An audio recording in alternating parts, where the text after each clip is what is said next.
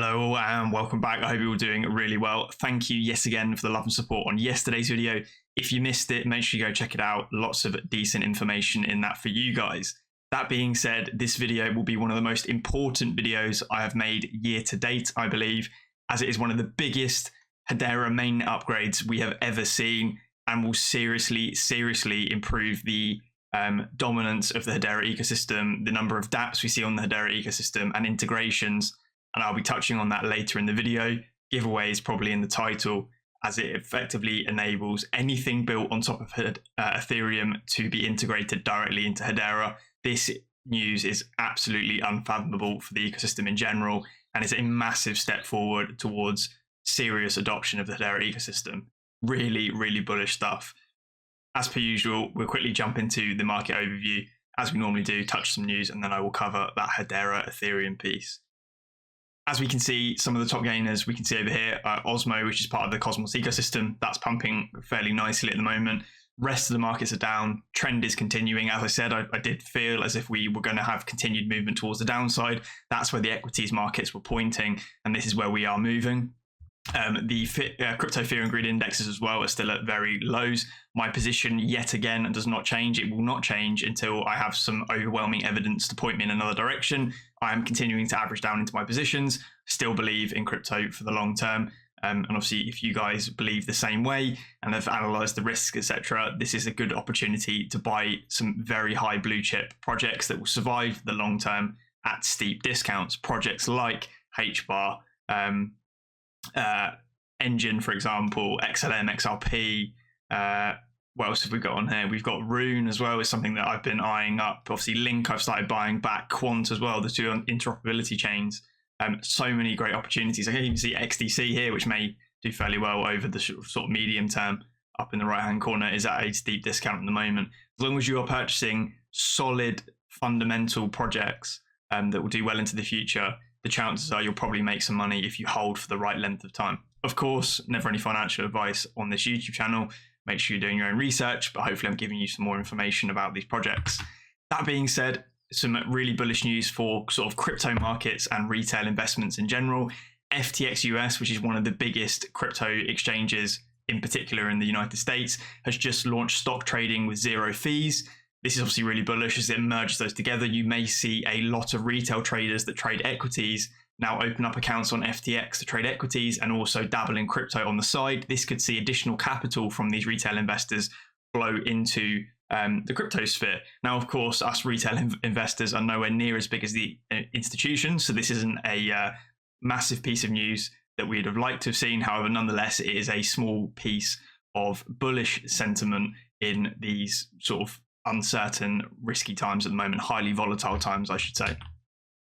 Jumping across as well, I just wanted to look at some tweets from 𝗟𝗘𝗙𝗧𝗓, quite a big Twitter account in the crypto space for the last sort of 5 years or so. And he's just talking about, $1,600 ETH makes sense. So he's sort of saying the bottom could be around $1,600 for ETH. And then that would also indicate probably some form of bottom for the altcoins in general. And then he's obviously saying as well, $2,600 ETH over the slightly longer term could be or should make sense effectively after you retrace this far. So if we do see, say, $1,600 ETH, the majority of the altcoins may have bottomed by that point, and we could see this resurgence back up towards $2,600 for ETH, and most of the altcoins will follow suit. Obviously, something similar is probably going to play out on the Bitcoin charts. As we said before, that psychological resistance point of $30,000 is important to hold. If we don't hold that point, Bitcoin could really fall down to those previous all-time highs, somewhere in the region of $20,000 a coin. Obviously, that would be pretty bad in the short term for the crypto markets. There'd be a lot more fear than there is now. However, that just makes it an even stronger buying opportunity for the majority of us that are in this for the long term. Flicking across and staying on the topic of Ethereum, Vitalik has come out and basically said and confirmed the merge will happen this summer. The date is now August. So if there are no problems, ironically, this merge has been talked about a lot, this transition from proof of work to proof of stake. There have been problems in the past. So this date could get pushed out, but they are seriously aiming for August.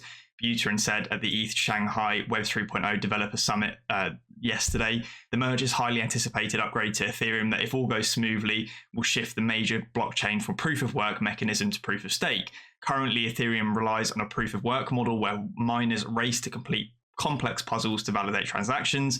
Obviously, this requires a ton of computing power and energy, and in shifting to proof of stake, where transactions are validated by those who contribute or stake to the network, Ethereum is supposed to become more eco-friendly and efficient. This is a massive change with much at stake for the Ethereum network. As we have seen before, there's obviously a bigger risk if they do remain proof of work, particularly with things like regulation coming into force. Could seriously degrade the performance of Ethereum over the long term if miners cannot effectively run the network. Energy costs are soaring, for example. Regulation may come in because it is not sort of carbon neutral or friendly, unlike chains like Hedera. Now, obviously, why this is important is this is going to tie into that piece of Hedera news I'm about to cover with the new HIPs and the mainnet upgrade. If Ethereum does transition across the proof of stake, there is a likelihood that dApps and developers will continue building on Ethereum over the coming years, and this will cement Ethereum, but also cement Hedera's position alongside Ethereum. So this is actually kind of bullish news for Hedera in general. Right, moving across to some of this Hedera news. One of the first things I wanted to cover is fiber to fashion. So MIOTECH will enable luxury fashion brands to track provenance and create sustainable metaverse-ready garments that can be transposed seamlessly to virtual reality. The Hbar Foundation will be supporting growth and launch of MIO on the carbon negative Hedera network. So this is another use case coming out of Switzerland that's partnering with Hedera to use Hashgraph technology in order to delve into the metaverse. As I covered before, that Twitter thread from Stay to Hedera saying that Hedera had the potential to unlock the metaverse industry for crypto and merge them together. We're getting use cases like this where they are actually deploying on Hedera directly. This has been immense for the network. Great tweet here as well. The Hbar Foundation has honestly been an absolute powerhouse when it comes to growing Hedera. Really wish the Ethereum Foundation and others could hold a candle to this one.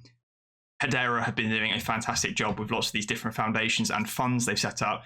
Some infographics on my Twitter account before have shown the scale, and Hedera is seriously committed to onboarding new businesses, enterprises, solutions, and making sure they are scalable. Talking of wallets, HASHPACK version 2.8 has just been released. We have changed up the purchase crypto flow a bit. That BANXA integration is now live, which enables you to buy both USDC and Hbar purchases in more regions. So you can now directly buy USDC via the HASHPACK wallet. What we can see here is the USDC is a simple click buy button and then buy Hbar USDC with BANXA. You input the amount you want to purchase in local fiat currencies using the BANXA official secure payment portal.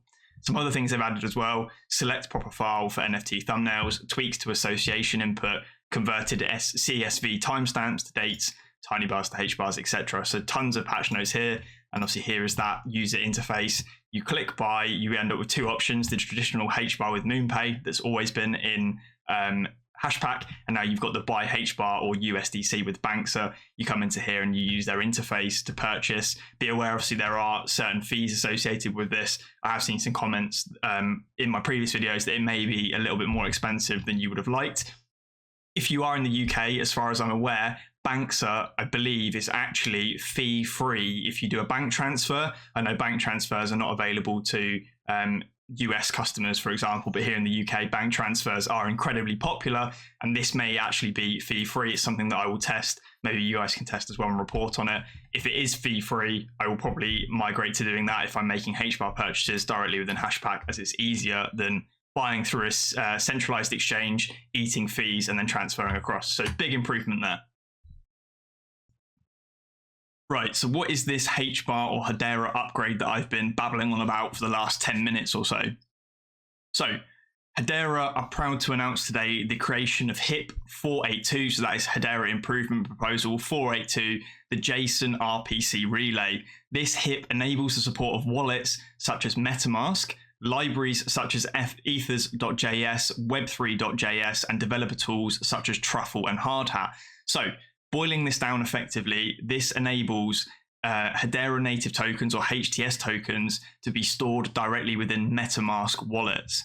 This new HIP will provide streamlined ways to build and deploy on Hedera for existing developers, as well as familiarity for new developers by enabling access to the most ubiquitous EVM-based libraries, tools, and workflows. If I flick across to another tweet talking about this, Hedera Network can now be added to Metamask thanks to this Hedera Improvement Proposal, which not only enables you to send Hbar and tokens on Hedera mainnet, but also to interact with Ethereum DApps by calling smart contracts deployed on Hedera. That is the biggest part of this. You can effectively interact with Ethereum DApps and call smart contracts on Hedera. This is absolutely massive. If I flick across to the article that Hedera have published over on their knowledge base, anything you can do on Hedera, introducing the new JSON RPC relay. So the launch of Hedera Smart Contract 2.0, the HSCS in February 22, came with subsequent rapid adoption by application developers and usage by retail users. The most prominent obviously being 𝗟𝗚𝗙𝗚 Labs' staking application. Plenty of videos over on my channel. They have grown very rapidly and they are a kind of mainstay in Hedera's ecosystem at the moment.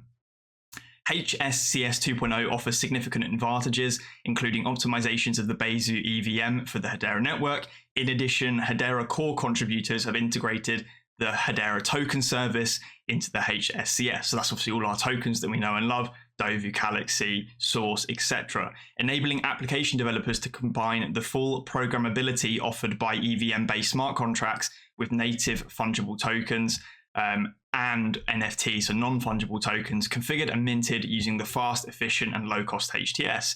Now it's time to turn the focus on bringing even greater usability for developers building smart contract applications on Hedera. The most ubiquitous EVM-based libraries, tools, and workflows across all Web3 ecosystems are based on the JSON RPC specification. Existing Hedera application developers desire streamlined ways to build and deploy smart contracts on Hedera, while new entrants migrating from alternative EVM-based networks want to use the same tools and services which they're most familiar with. However, as of today, the Hedera mainnet does not understand the Ethereum transaction body natively, so this Hedera Improvement Proposal is going to be addressing that. What this effectively now enables is the exchange of transactions and queries between RPC native DLTs, Ethereum and Hedera, for example, encapsulation of requests in Hedera and Ethereum body structures, and providing logical equivalents to Ethereum blocks on Hedera. This enables the support of wallets such as Metamask, libraries such as the ethers.js, web3.js, developer tools such as Truffle and Hardhat. The primary purpose of the JSON RPC relay is to provide applications and tools seamless access to the Hedera network while masking implementation complexities and preventing reductions in performance, security, or scalability. The relay sends the transactions to the Hedera mainnet for consensus using the Hedera SDK, and then sends the queries to a mirror node REST API. This is further explained in the paragraphs below, which introduces two HIPs to make this possible: HIP 410 and 415. Additionally, 482 offers the full list of JSON RPC APIs supported by this relay. So if we look at this demo video produced I am by going these to guys, demonstrate. I'm just going to mute this. We can see them integrating this into Metamask. So as you would add a traditional alternative chain like AVAX or Avalanche or something to Metamask, you can now add Hedera by following this. So you can effectively input the RPC URL, the network name, chain IDs, currency symbol obviously being Hbar, and then bam, you can effectively send and deploy Hbar via Metamask. They're obviously then looking on the mirror node explorers to see these transactions. So these are being processed via the HTS and then integrating with these other dApps. This is absolutely massive, and we may end up seeing other types of exchanges and decentralized applications and staking platforms, etc., then be able to build and leverage the HTS for their services, and Hbar can be incorporated in all of that, which helps build that ecosystem further. This cannot be understated whatsoever, the sheer scale of this Hedera Improvement Proposal, and will seriously catapult the ecosystem forward. Here we can see a sort of infographic diagram of how this is effectively working. So you've got those Web3 apps, wallets, custodies, development libraries, development tools. They interact back and forth with this JSON RPC interface here. You've then got your transactions and queries. So the transactions are then wrapped transactions in a HAPI call. They're then sent via to the mainnet. effectively these come back and we've got the JSON RPC relay, which is dealing with the queries for smart contracts, etc. And that goes to a mirror node. They're all fed back up into these applications. That's how kind of the interface is working here. Hedera's architecture has a logical separation of the consensus functionality with the consensus nodes from the maintenance of the ledger, i.e. the history of transactions, via Hedera mirror nodes. Hence, the JSON RPC relay sends transactions to the Hedera mainnet and sends queries to the mirror node REST API. So we can see that here, this split effectively. The mirror node software is being upgraded to support queries for the results of smart contract transactions, as well as querying for logs and event emitted by smart contracts. In the future, enhancements to this capability include debugging support, ensuring users can query the mirror nodes about the state of smart contract at any point in history, as well as re-execute the smart contract against that state. That's the end of this. I will make sure this is linked down in the description. I urge you guys to watch this video in full. It's 8.5 minutes long. However, it gives you more information and goes more into the depth of how this is actually working. But the bottom line is this is a massive step forward for Hedera and can help leverage some of those sort of decentralized ecosystems that are built on top of chains like Ethereum, which will help grow this network. Anyway, guys, I hope you enjoyed this video. Make sure you leave a like, drop a comment if you've got something to say. I'm sure some of you will be curious about this. I will do my best to answer any of those comments. If you're not already subscribed, make sure you're subscribed. Tons more Hedera content coming out in the future, as well as crypto content in general. Until the next one, I'll catch you then. Cheers.